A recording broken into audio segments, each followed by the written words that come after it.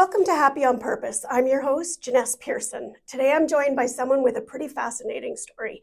Jonathan Williams is a modern country artist, songwriter, and founder of Sonic Grace Media, but his path to music wasn't the typical one. Jonathan lives right here in Vernon and spent years serving as a member of the RCMP before stepping fully into his creative life as a performer and recording artist. Today, he's building a growing music career while also helping others tell their stories through media and production. Jonathan, thank you and welcome to Happy on Purpose. Thanks for having me. Yeah, I'm so excited about this because I love your backstory. I didn't know of you until our other guest, Johnny Braun, but my kids even like your music. Oh, no way. Yeah, and that is awesome. Like the test, right? If you can Yeah. get the 20-year-olds liking your music. Yeah, I still have to convince mine. Yeah. So let's start at the beginning. You live here in Vernon, but your path into music wasn't exactly conventional. Can you tell us a little bit about your early life and what first sparked your love of music? Yeah. Well, having two parents that really loved music helped. So I grew up with always listening to good music. But it wasn't until I was 13 years old. I had been listening to Def Leppard, AC/DC, other good rock and roll music, and I just gotten into grade 9, and I thought I would take band class because I was interested in music, and I thought like maybe they'll let me play the electric guitar, right? and I was told by students, oh no, if it's electric, it's just going to be the bass guitar, and I thought, well, I'm going to ask anyway. So yeah, when I was being introduced to the group, they asked me, or the teacher, she asked me, well, what instrument are you wanting to play? And I went, electric guitar. And she goes, well, what do you think, students? Should we bring the electric guitar in? And everyone said, yeah. Right. And then she goes, okay, let's do it. I went, what? So I didn't own an electric guitar at that point, but I couldn't wait to get home that day. No doubt. And it was the following weekend. My mom drove me down to Victoria because I was living in Duncan at the time. And so I got my first guitar. It was amazing. It was like cherry red with the metallic sparkles, and I learned it. Rockstar vibes. Oh my goodness, yeah. And our music teacher, she made everyone learn La Bamba because it was the popular song at the time when the movie came out, and so I had to learn the guitar solo. And if you remember the song, I do. There's that yeah. So I worked so hard on that solo, and by doing that, I was able to teach myself how to play certain things, and I started performing, and we did tours regionally in the area. So every time I played that guitar solo, the parents would get up and whoa. Yeah, right, because you're playing to them. Like, oh my goodness, yes. For sure. So that's when I knew I was going to be a rock star. Yeah, you got the stage, the whole energy of what that looks like. Oh yeah. It's such a great lesson in asking for what you want, right? Like, I'm a big rule bender. I like to say I live in the gray area, right? Which I'm sure is an RCMP, a previous RCMP, you don't want to hear that. But I love that. It's that beg, ask for, what is it? Beg for forgiveness, ask for permission, beg for forgiveness, whatever. Yeah, and you got what you wanted. And look where it led you. Yeah, that's so amazing. But before becoming a full-time artist, you spent years serving as an RCMP, which we just talked about. And that's a very different world from the music industry. And what was that chapter of your life like? Radically different. Yeah. I spent from being 13 and learning the guitar and playing, I did nothing but music up until like 30 years old. Okay, serious music. Yeah, and I did odd jobs in between, a lot of construction, but between that, it was learning songs, playing cover bands, performing. I had shared the stage with Kim Mitchell, Trooper, Dr. Hook, Colin James. Yeah, it was amazing. And so I was deep into it. And so, but having the world, and I guess we'll get to what that point was of how I got into RCMP. It was so different. I often use the example of Neo in the Matrix. Red pill, blue pill. Yeah, exactly. And I went, I'm doing the red pill. And yeah, it was incredibly different. And I'm still, it's changed me in my view of life, because you just see the dark side of things. For sure. Yeah. And so it was quite hard for me, being a soft musician who was just looking for love Yeah. and fame. And here I was, just roaming the deep, deep, dark alleys and arresting people. And Oh, it was incredible. But wow, what an eye opener. I'm so glad that I did that. But yeah, mentally and physically, I did as much as I could.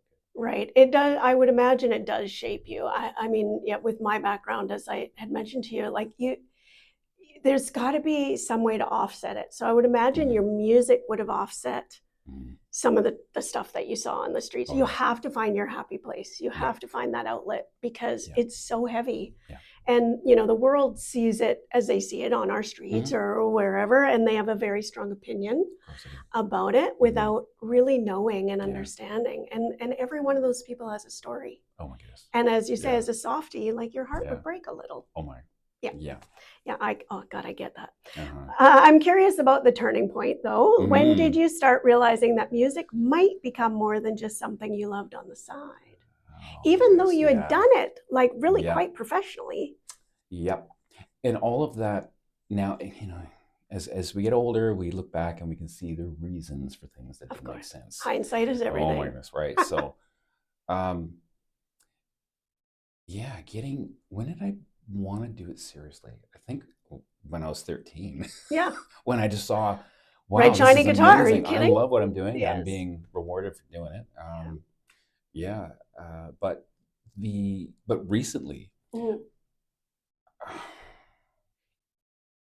it was creating the music for myself and for therapy and for using a different channel to stop thinking and having the obsessive thoughts. There's a lot of symptoms with PTSD and stuff that you just gotta shift. And music was, I was so grateful to have that, because I just was falling back on not just a safety net, but there's the old me that it was my first passion. It would be hard though. Like, I think, because so many people, security is a big thing, like financial security, longevity of career, all the rest of it. I can see how being, a government RCMP pension, the whole kit and caboodle would be really attractive. There's, music and being a rock star is awesome, but I understand where that would have come from. Maybe this is just, maybe music's a hobby. Maybe you need a career instead of, no, I'll make my career out of music. Exactly. Yeah. I can totally get that. So then, if you were doing this previously, when did you start taking it, quote unquote, seriously? Hearing one of the songs that I was writing, and I hadn't stepped out yet to be a full-time lead singer yet. I was earlier in the days when I was doing the cover band, I was lead vocalist and stuff, but this time it was just therapy. This time it was just me. It was just my thing. And I'd recorded a piece called Aaliyah, and it was a guitar heavy centered music, piece of rock music, right? So, and I grew up listening to guitar heroes, Joe Satriani, Eric Johnson, Steve Vai, and I heard, I think, it was just through the internet that there was a radio station that was playing all of these great songs, and I submitted my song to them. Look at how you're doing it, So humbly. It was incredible. So they liked it enough to put it on radio, and they started playing it. And it was somewhere down in South Florida that they were playing. And so I would be watching online. There goes Satriani. And then all of a sudden, there's me. I'm like surreal. Yeah. And so that just put that into reality, that dream of seeing that, and went, well, if I can do it with that song, maybe I can try a little bit.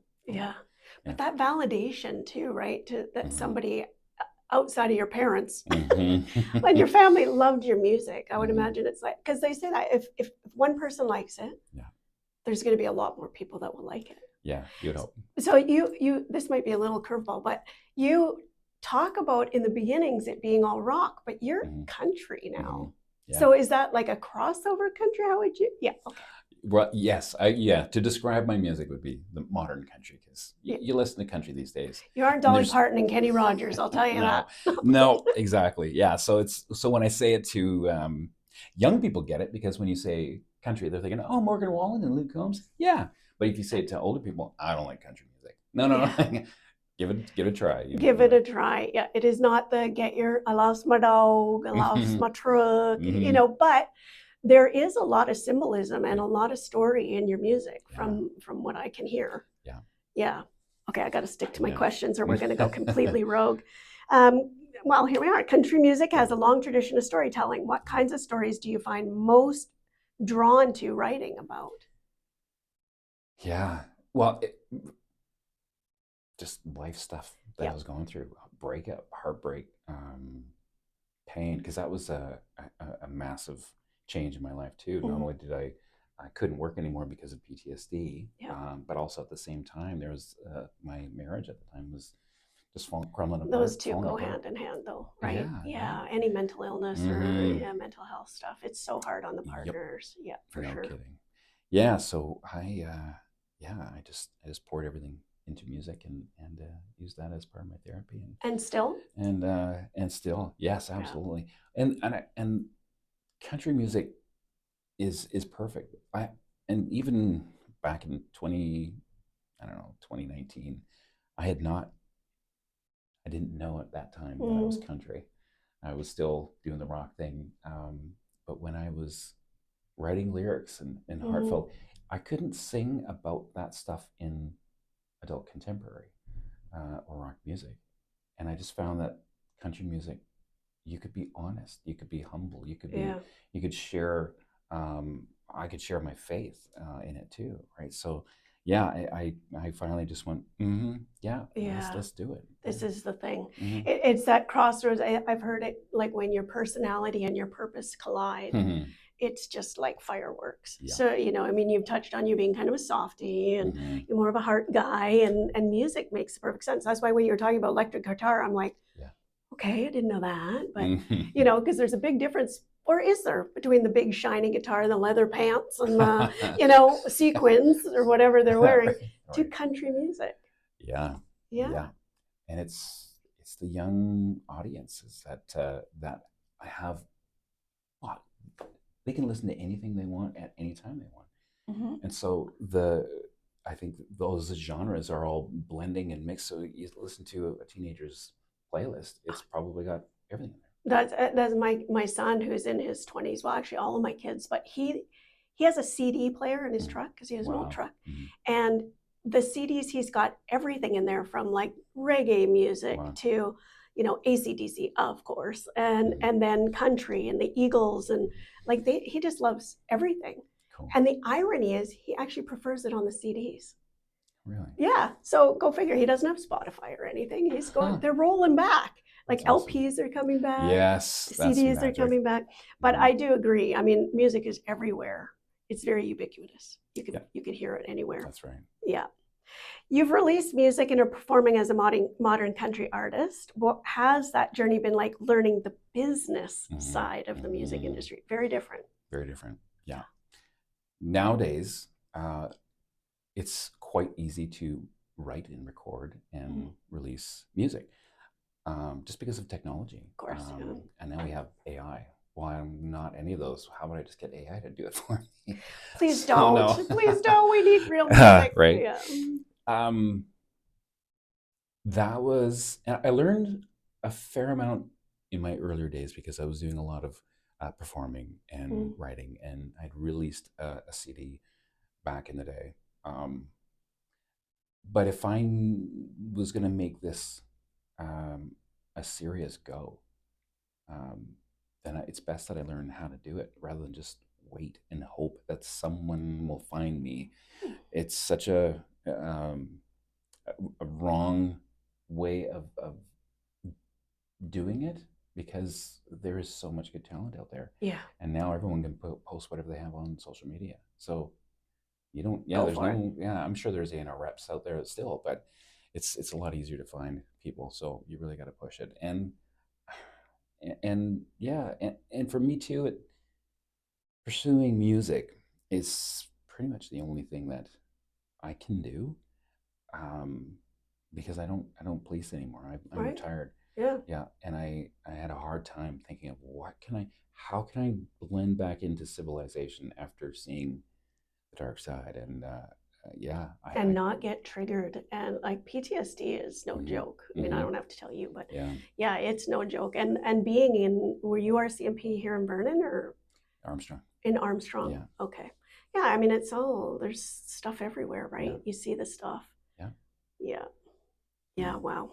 I feel like, we talk about music as being healing in many, many modalities in the counseling world. mhm, I think it just is good therapy. yeah, Listening to it, yeah, I can imagine as an outlet. We talked about, the writing of it. I did hear on one of your other interviews that I was saying I listened to, as you said, it was the more you kept talking about it, the more you were healing from it. mhm, And I can't help but highlight that because yeah, that's so important. You cannot silence no, mental health issues. You mhm, you have to have somebody mhm, safe to talk. I don't yeah, mean tell everybody because yeah, that's unsafe yeah, mentally, but you need people. you really do, yeah, Yeah. yeah, and that's why music was so important for me because I had such a different story, and I had so many hard things and challenges hit me at the same time, and being a police officer, my social circle Mhm. was next to nothing. So I didn't have anyone. Right. Yeah, I was home alone, and I chose that way because I was Isolation. so, yeah, exactly. Yep. So music was it. Yeah, music and my faith, those two things, and yeah. Awesome. Mm-hmm. Very cool. You also founded Sonic Grace Media. Mm-hmm. Tell us about that and what inspired you to create it. You've Mm-hmm. mentioned your faith a few times, so I'm thinking Mm-hmm. there's something here. Mm-hmm. Yes, absolutely. Well, yeah, we talked about the music industry and the business, Mhm. and I chose to create that business model so that I can work under it. And so now I can do two different ventures. So now Mm. as an artist, when people hire me, they're actually dealing with Sonic Grace Media. And that way I can actually hire eventually a team of people to actually work that booking agents, management, graphic design, all that stuff. Right. There's so much. Right now. I'm wearing every hat, and it's amazing. Sometimes I'm up at 3 o'clock in the morning, and I get up and I just work because there's just so much to do, and I love it. I mean, that's where the passion of music Of is. course. Yeah. But Sonic Race Media, yeah. Well, it was a tip of the hat to the man upstairs, to thank him for the gift of music, and really how I'm actually here, Mm. um, and it's not luck in any way that I look at it. Everything kind of worked out for a reason. Just here I am. I went through so much going. What am I going to do? Mm. I have nothing and I can't get. So I was brought to a point where I just had to, yeah, The just on just your knees uh-huh, moment, right? This full absolutely. surrender. Yeah. And so to have Yeah. that happen, and yeah, so now I'm able to make a business out of Hmm. it, and yeah, here we go. So this is a good time. It's kind of like I'm on the launching pad, and I'm about to light the fuse underneath my seat. Like, here we go. I hope it works. I sense it will. It is interesting though when you are the business, right? Hmm. In those early days, like that's predominantly who I interview is small business owners, Yeah. sole proprietors, entrepreneurs, and Okay. it's always the same thing. It's like I had no idea. Yeah. Oh, Like especially if you're a creative and now all of a sudden you got to do bookkeeping, like mm-hmm. what? Or Mm-hmm. self-promote yourself. We're Yeah. not taught that. Sales, Yeah. not taught it.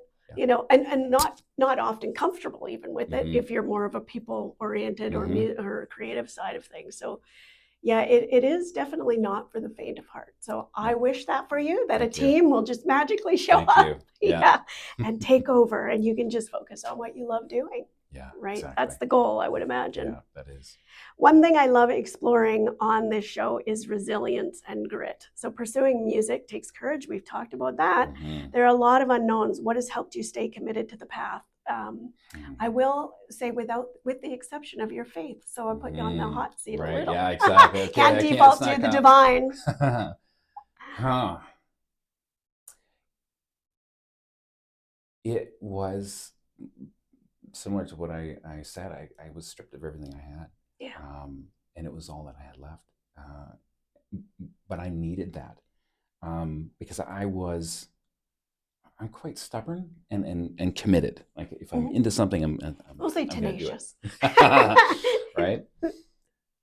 So to keep going on this, it's a passion. It really is. And I was thinking about that earlier. Where does that energy come from? What wakes me up at 3:00 and I'm excited? So it's the passion. I'm grateful to have this time and to fall back onto the dream that I was so desperately pursuing when I was younger. And so to realize I can come full circle with all of life experience and everything that I had, and then go back into who I was. Yeah. What a gift. Have you heard of the hero's journey? Have you ever? No. So it's basically that you'll get a call, you'll go on your journey, you will face dragons and obstacles, you will decide whether to continue with the call or not. And the theory is that if you choose not to accept it, you're going to get presented it over and over and over. That makes sense. And so when you go off path, say to RCMP, something will happen. You'll get a pebble, you'll get a rock, you'll get a brick, the wall falls down on you. It's like, you are so off your path, my friend. Right. Then all of a sudden it's like, okay, well, I got to go back. Yeah. You know, and I think that's so fascinating when I see so many stories like that. Yeah. And the success often comes when you get back on the path. That's it. And you've got just full clarity now. Yeah. And there's no, you haven't worked yourself up to big mortgages and, I mean, we all have those, but there has to be a stripping down. For sure. I agree. I really believe that. Those things too. And when I was falling outside of that, and I didn't know I was on a separate path. But when I realized I was off of it and I couldn't get back on that same train, I just looked at myself as battered and bruised and scarred. And it took a while of healing. I even went 5 weeks into PTSD rehab. Yeah, good. In Oyama, it was the best thing ever. But it was through that and getting myself up and dusting myself off that I began to see that the scars and the bruising, they were turning to badges. Yeah. Like, I did it. It's your armor. I did this. Yeah. Wow. Yeah. Yeah. That's just so cool. I imagine your background in policing is giving you a unique perspective on people in life. Do those experiences ever find their way into your songwriting? Yes and no. Okay. Yes, because I'm able to convey certain situations, but I'll put them in real life scenarios. Yeah. And I had thought about that too. I was writing a song called "Shots Fired," and I wrote it, and it was about dealing with certain things, and I realized, okay, well, this is a cool little glimpse into this world, but it's also I don't think many people would connect. So I'll just keep that as like another project that I'll get to and work on later. But it's for sure. Like, there's one of the biggest things that I'm taking from policing into this is the diligence. Well, yeah, the discipline, the diligence. Oh my goodness. Yeah. For example, I one night doing a night shift. I'd be out looking for someone. I'd find someone on a warrant, or there was some type of police incident. I'd have an arrest. I'd put them in jail, and I would have to spend the entire night typing up the next morning's court documents and everything. And I couldn't stop. There's no like, oh, I'm still tired, I'm gonna go to sleep. Nope. There's a judge that's waiting. Yeah. So doing years and years of that gave me that nope, I'm gonna keep pursuing. Yeah, the head down. This has got to get done. Yeah, that's that grit, though. I think that's a missing skill too, because things are easy. We mentioned AI and ChatGPT, and auto tune and all the rest of it. It's just very easy nowadays. Do you? I want to segue back to that. And I didn't prepare you for this, but what do you think of AI and songwriting and AI music? Yeah, it was scary when it first came out. I remember hearing us when someone said, "Listen to this," and I listened to it, and they said, "What do you think?" And I said, "It's pretty darn good." Yeah, who's the singer? It's no one. Yeah. I went, what? This is completely AI. I just created a prompt, put it in, and so I thought, oh no, is this the end? And here I am. I'm going back on this path of music. I'm going to write music. I'm going to release it, and now I have AI to compete with. But the more I saw, and people are starting to understand and put regulations, even when I'm posting music, or we even see this on social media too, is what you're posting, it doesn't have any some AI. So we're understanding that we're actually, and people we're in need of connection, of real stories, of real persons. So there will be, and there is currently a sensationalism of like, wow, that's amazing, but it's empty, right? So it's becoming more of a tool. So for AI in my world, it's I'm writing a song, and I got these great lyrics, and I just can't figure that one line out. It's got to rhyme with boat, and and and it's got to have this context, and and then so I'll try it out. Here's chat. Here's my 3 lines. Can you solve the next one, or give me some options? Some of them are really dumb, but it's just it's just a machine. It's just a tool. But sometimes it'll be like, oh, but that rhymes. Okay, and and then that's just the missing piece. I say it as it's just an assistant. It's an assistant. It's a tool. And I think people I love that you address that. In all professions, there's a fear that all the jobs are going to be taken away. And I'm quick to remind, well, we saw that with fax machines. We saw that when the internet came online, people were panicking. And then there was like, oh my goodness, ATMs and all these apps and whatever. I think you're right. We are wired for that connection. That's a Brené Brown statement, but it's just true. And when you aren't connecting with it, we feel it. When it's not a human. You might not know it off the bat. You might be, oh, this is kind of a cool tune, but people do want to know who the artist is. I agree. I don't think we should be afraid of it, but I think it may force people to pivot a little in which we already saw that through the pandemic. So whatever, creativity is starting to be a really big thing, not just for songs and performing, but in general. Let's be curious. How can we make this? How can we do this? That's what I feel like your music journey has been kind of about. Absolutely. Yeah, you're right. What's been one moment in your music career so far that you stopped and thought, wow, this is really happening? I mean, in even early days, I would imagine, having those people reach out to you and say, want to play with us? Like, it's a good start. Very. It happened earlier, for sure. But nowadays, what was it? It was, okay, here it is. It was my last song that I wrote as a contemporary artist. I was doing adult contemporary. And it's on my current CD, and it's on Spotify and Apple Music, wherever people get their music. But it's called Signs. And I wrote that and produced it, everything. Just wrote it and created the entire song on my computer. And it's got a lot of harmonies, a lot of guitar, a lot of vocals and harmonies there too. And I had people listen to it, and it was a good friend of mine that said, dude, I didn't know you were country.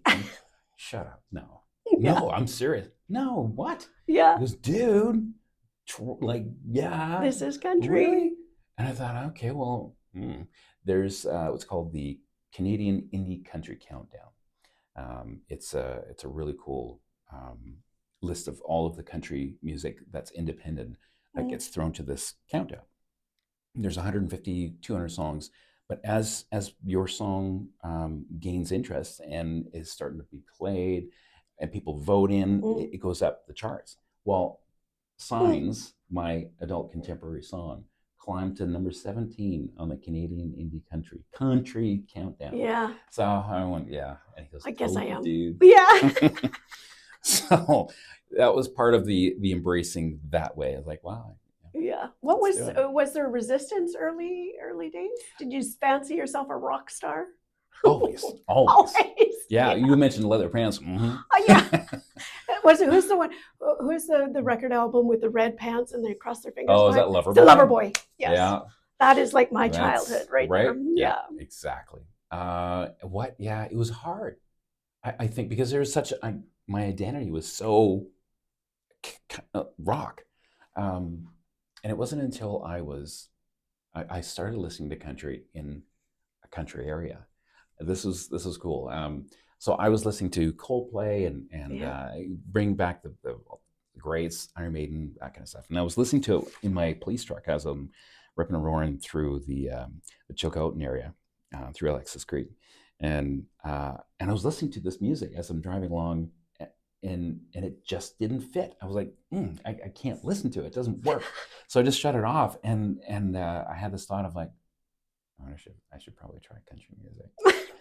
And so the next weekend, I went into Williams Lake, went to the Walmart there, going through I don't know if they still have them, but this when was this, 2014?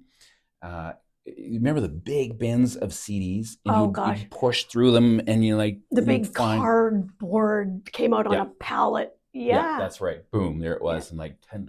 Wow. So I started looking at these CDs, and I found some country ones. First, there was Tim McGraw. Well, he looks country. I didn't even know these names. He looks country. Yeah. Keith Urban. Cool. Kind of looks like a rock star, but okay. And then I got George Strait and then Alan Jackson, and I went, let's do it. So I bought all of these CDs. I put them in the truck, and it fit. It worked. It matched the landscape. I'm driving the white Chevy color. What is it? The Silverados. And the dusty because it was all dirt roads where I was. Yeah, and it fit, and I loved it, and I started listening to it, and that was my discovery of country music. And that was it. Yeah. That's hilarious. Didn't even know. No. But again, I think we get led when you're open to it. I just feel like people always say, well, how do you end up where you end up to people? And I think that rarely does anyone really know. It's just this thing kind of happened, and I kind of went with it. Or I feel like you know when you know. It's such a frustrating thing to tell my children in their 20s. Is like, you'll know when you know. You know, like, and they're all doing their thing, and even relationships, you'll know when you know. Yeah. You'll know it. It's such a crappy thing to say because it's not solution oriented. Doesn't mean anything, Mom. Exactly. That's something tangible. Even for clients, right? Like, how will I know when I'm ready to leave, or how will I know when I'm ready to change jobs? Yeah, you'll know. You're in the process right now, so you'll know. And if you don't know, something's going to happen, and it's going to wonk you over the head, and you will be on your trajectory anyways. Yeah, as long as you're paying attention, I think. Yeah. You're building a career while living here in the Okanagan. You live right here in Vernon, yes? I live in Vernon. Yeah. How was being part of the community? How did that shape your journy? I know you just told such a great story about being out sort of in the Armstrong area and whatnot, but is that kind of, who'd you look up to here in music? Well, for music, no one. I was thinking, and I had no thought that I was going to be doing music, because I moved to Vernon and worked out of Armstrong, and I was still policing. That was still it. I was in. I didn't think I would retire until I was 60. Yep. And full pension, the whole thing. Yeah. Everything. The plan. Yeah. Nope. Yeah. That came crumbling down. But I love one of the reasons I came back to the Okanagan is because I spent a good 8 years of my childhood living in Kelowna. And I loved the Okanagan. Like, that was home for me. Yeah. Even when we moved, I cried, and looking out from the back window as my mom was driving us away. Cal Lake is fading in the distance. Yeah. So I remember saying this as we crossed the floating bridge and we started going up the West Bank, and I went, I'm coming back. Well done. Yes. So here I am. It's home. But yeah, it's a beautiful area. It's quiet. It's the peace that I need. And I didn't know this, right? Like, here I am going through what I'm going through. And I have safety, I have peace. I'm not in some bustling city. And part of me is like, it's too bad I didn't end up there, because that's where I need to be for music. But no, I need to be safe. I need to be, I need to take baby steps still with healing and stuff. But there are some amazing people here. Oh, I love Vernon. Love Vernon. Right? Like, in a fateful meet was when I finally decided to take that step and go country. Mm-hmm. So funny. I look reluctant when I do this. I'm like, Yeah. oh, I'm gonna go. I'm so glad I did. But I met a guy named Jeff Johnson, and he is a music producer and music artist who has done so much. He's worked with many incredible talented country singers. And he's here too. He's a local guy. Here too. Wow. Yeah. So someone suggested I reach out to him. I did. Went over to his studio, and the first song we built a rapport. We had a lot of similarities of life. Like, wow, you went through that, and we wrote our first song. That's what a heartbreak tastes like, and that song made it to radio all over Canada and Sirius XM. And so all of a sudden, there it is. There it is. It's like, so that's another moment like, well, this is really happening. Did you feel sheepish to contact him? I knew that it would be, it's going to go that way. There's some. It's like, who am I to contact this guy? You know, did you have some of that, or just went for it? Yeah, I just went for it. I knew that. Yeah, I knew that he was the next kind of gatekeeper, and so it's just like, here I go. And and what we talked about earlier too is that you just gotta say it, just gotta do it. That's what I was trying to get at. It's like sometimes there's just those moments of you don't know. No. I interviewed a young guy, Willie, at Next Level, and he's only 22, but he even knew that you'll miss 100% of the shots you never take. And I'm like, do you even know who said that? Like, at 22. And then I'm like, do I even know? I think it's Wayne Gretzky. Sure. I'm not a sports. I don't know.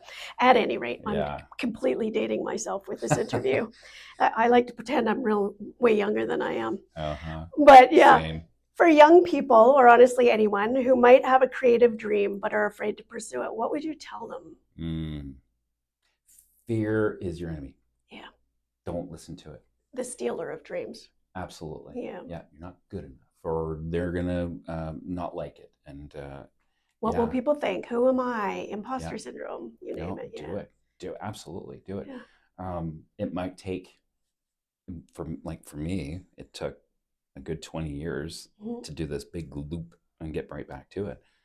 But and that's where joy is. When you're pursuing, you mentioned it. It's like you're who you are, and what was the other thing that you mentioned? Purpose and personality. Exactly.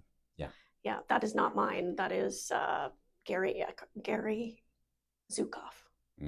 He's a spiritual guru guy, and that's what he says. That's the seat of your soul, is where personality and passion or purpose. Yeah, I think that's a big thing. People are, especially youth right now, they're just, they were inundated with influencers and, the manosphere, whatever you want to call it, and just money and fame and recognition, but no healing behind it, no real passion behind it. It was just money focused, fast cars, jet airplanes, whatever. And then on the other side, we got the Kardashians and all of the people that found fame and a real celebrity crush on everybody. But it's empty, and I really feel like people are circling back to that. There's languaging around, I wish it was just like the good old days, and I'm like, okay, well, but what about the good old days? Because some of that was not great either, like the 50s, 60s, 70s, particularly, let's just say for women and people of color. But we got to keep marching on and find the thing that fills your soul. We are only here, I think they said 4,000 days. Wow. Is how many the average person lives, is 4,000 days. Wow. How do you want to spend them? Exactly. Amen. Yeah. Okay, so what's next for you? Any upcoming music, performances, or projects we should keep an eye out for? Yeah, I think this is how I found you. Yes. Other than through Johnny, I was like, oh, okay, yeah, you got some stuff coming up. Yeah, I sure do. Some pretty big shows. Performing at Funtastic this year in Vernon. Yeah, so that's June 28th. So it's Country Sunday. So they have Shalissa, myself, Zach McPhee, who's love Shalissa. Yeah. And Tim and the Glory Boys. What? Yeah. So some good names there. Yeah, that's going to be a great. And that's just the Sunday. Yeah, it's a 3-day. Yeah, Fantastic. Friday, Saturday, Sunday. Yeah. And just before that is Boots and Boats. So this will be the 3rd year that Boots and Boats is happening. It's down in Lake Country, and it's a singer-songwriter festival. So all of your amazing artists from all over Canada actually come and they play a song and they share a story behind it, and it's amazing. Oh, and tickets are sold. Like I think already Saturday, single tickets are sold out. So it's big. It's gonna be. So that's happening. June 19th and 20th and 21st. So I'm playing on the 19th, the Friday, and after that I'm playing at the IPE. Yeah. I'm working on a few shows here in BC, but my biggest thing that I'm doing is this is why I needed Sonic Grace Media. So much, because I'm designing and creating a cross Canada tour.